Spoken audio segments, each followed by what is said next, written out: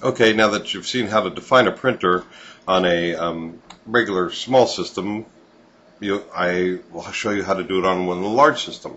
Here's too many printers, 9. I can only fit 9 inside this printer editor provided by FilePro. So I'm going to actually go, instead of defining it that way, like I just showed you, which is the way you will normally do it if you have less than 9 printers, I'm going to go into the FilePro directory, question mark, then I'm going to press F6 to get to the configuration editor. Now I'm going to press update. I'm on the configuration editor on this system with all the 80 printers, and I'm going to go down to the very next printer number. Here's printer number 80, 81, okay. I'm going to push down this line with F3, and I'm going to type in my new printer. I'm physically going to type in the name, printer 82. And by the way, you cannot do this. You cannot say printer 83. There can be no spaces between the printer numbers. If you delete one printer number, all the ones below that printer number won't work. It's a very old legacy thing.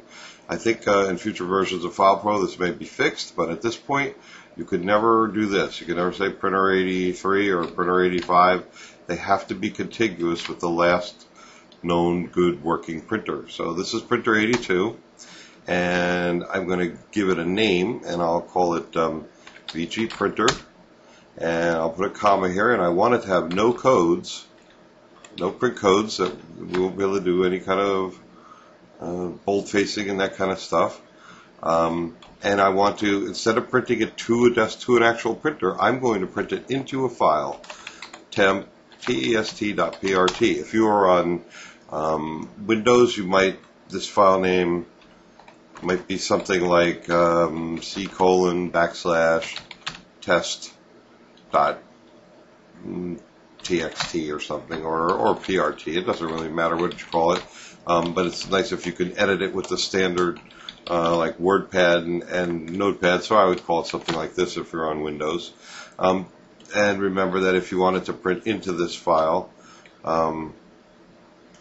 you would have to do this. Print it into, in other words, greater than, direct the output right directly into this file. Okay.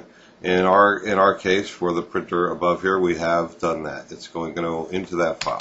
All right. So I have a printer now set up on FilePro, which if I were to go again, look inside the printer maintenance under 7 and look at printers, I'm not going to see it. I'm only seeing the first, if I press, let me do this again, I'm sorry. If I go into the printer maintenance and I press P for printers, I'm only going to see the first 9 printers. These are the printer 1, 2, 3, 4, 5, 6, 7, 8, 9.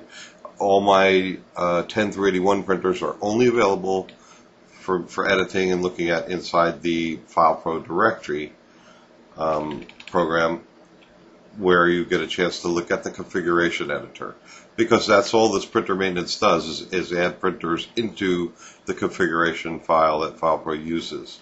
Okay, we will be using this printer during our discussion of defining output coming up.